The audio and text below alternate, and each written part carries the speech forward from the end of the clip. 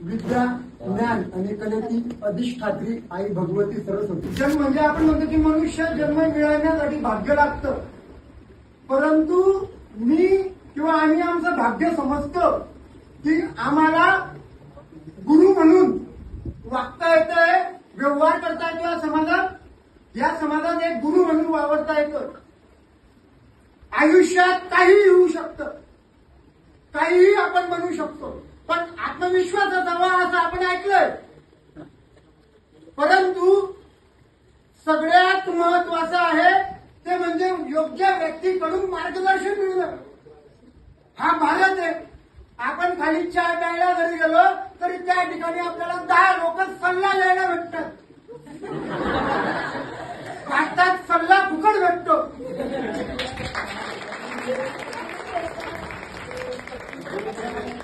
भारतात पावलोपावली गुरु भेटले, म्हणून म्हटलं जातं की विश्वगुरु भारत आहे.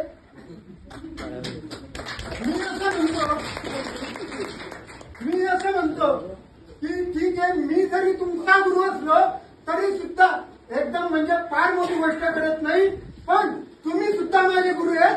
कारण की परवाची गोष्ट आहे, मी थोडा नर्वस होतो सर. या विद्यार्थ्यांनी काय जादू केली काय माहिती, फक्त माझ्या डोळ्यातून मला प्रचंड त्या दिवशी डोळे येत होतं. मी प्रचंड जेव्हा स्वस्त होतो, प्रचंड एक मोठी वाईट गोष्ट माझ्या आयुष्यात झालेली होती. या मुलांना काहीतरी सांगितलं की हा मास्तर रोज एवढा हसवतो, आज येऊन डायरेक्ट खुर्चीवर बसलाय. काहीतरी झालं, पुढच्या 10 मिनिटात या विद्यार्थ्यांनी मला एवढं हसवलं की माझं दुःख त्या दिवसानंतर आलंच नाही.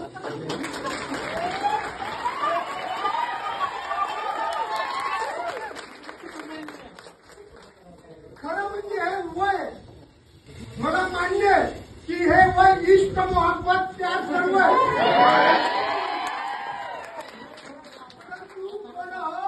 हे वय शिवछत्रपतींच्या तलवारीच्या धारेवर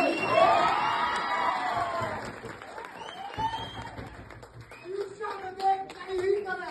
फक्त एक गोष्ट सांगतोय, ज्या वेळेस आपला बाप आपल्या घराच्या गल्लीतून जात असेल त्यावेळेस फक्त आपल्या बापाकडे बघून कोणी असं म्हणायला नको की याच्या मुलाने काहीतरी वाईट गोष्ट केली.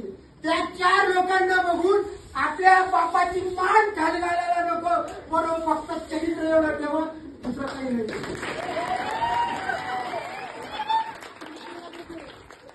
आपल्या आयुष्यात आलेला प्रत्येक व्यक्ती आपला गुरु आहे. तो एका वर्षासाठी येऊ द्या, एका सेकंदासाठी येऊ द्या किंवा पूर्ण आयुष्यभरासाठी येऊ द्या, प्रत्येक व्यक्ती तुमच्या आयुष्यात येतो. कोणी तुमचं कल्याण करतं, कोणी तुम्हाला दुःख देऊन जातं. त्याला शिव्या देऊ नका, त्याला वाईट म्हणू नका. त्याला गुरु म्हणून हात जोडा, त्याच्या पडता आला तर पाया पडा. कारण की तो आपल्याला सांगतो की आपण कसं वागावं आणि भविष्यात आपण काय चूक नाही करायची ना, तो व्यक्ती सांगतो. अशी एक छोटीशी घटना आहे ती सांगतो आणि खाली बघतो. आमचं फार मोठं कॉलेज आहे गावाकडे. त्या गावाकडे कॉलेजला जाण्यासाठी मध्ये रेल्वे लाईन आहे. आता जाण्यासाठी त्या ठिकाणी ब्रिजचं काम आहे. आता आपण जगातल्या सगळ्यात 80 लोक, म्हणून ब्रिजवरून जाण्यापेक्षा रेल्वे लाईन क्रॉस करून जायची. मग झालं असं, आता कॉलेजला जायचंय. कॉलेजला का जायचंय, ऍडमिशन तर नाहीये पण जायचं.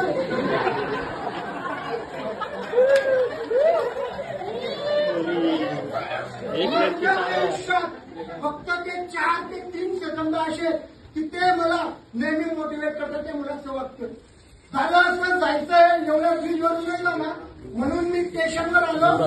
रूटची पट्टी ती क्रॉस करून कॉलेजला जायचं ठरलं. परंतु रेल्वे प्रशासन हुशार होतं, त्यांचं तिथं भीती लागली. मग आता जायचं कसं, परंतु मला वेळेवर जायचं होतं कारण की दिलेली वेळ होती, तिथपर्यंत पोहोचायचं होतं.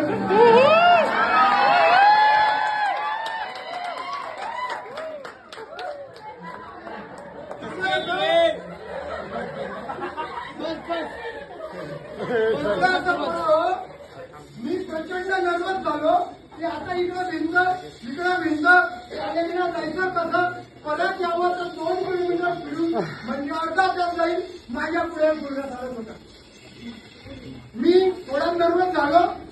म्हटलं थोडं फिरणं गावाने बघू. पुढे गेलो. पुढची पण भिंत बंद आणि लाडा डोक्याला रे राम शिव. तो म्हटला क्या बात क्या दोनला रस्ता बंद आहे म्हणलं. त्या मुलाचे 3 ते 4 सेकंद माझ्या अख्ख्या आयुष्याला मला धडा शिकवून गेलं. ज्या वेळेस मी नर्वस होतो मला त्याचे ते शब्द आठवतात. तो मुलगा मला म्हणला बाबा आयुष्यात रस्ता कधीच बंद होत नसतो. आपल्याला तयार करावं लागतं.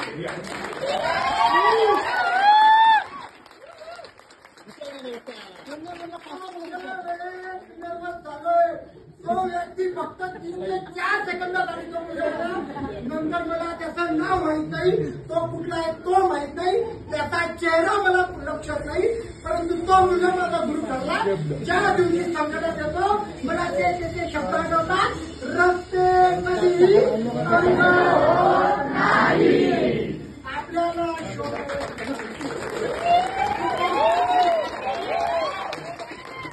म्हणून सांगतोय बरं घाबरायचं नाहीये. आयुष्याला टक्कर द्यायची. संकट येत्यात छातडावर धरायचं. बघू त्या संकटात जोर आहे की माझ्या छातडात जोर आहे. काय होईल जास्तीत जास्त अडू पुन्हा उठू पुन्हा लढू आणि जिंकू.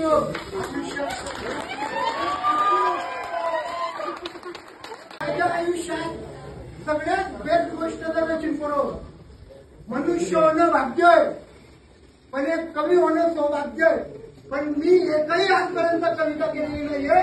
जे काही लिहिलंय ते साक्षात आई भगवती सरस्वतीने मला जी भिक्षा माझ्या जोडीची भीक टाकली आहे ती माझी कविता आहे.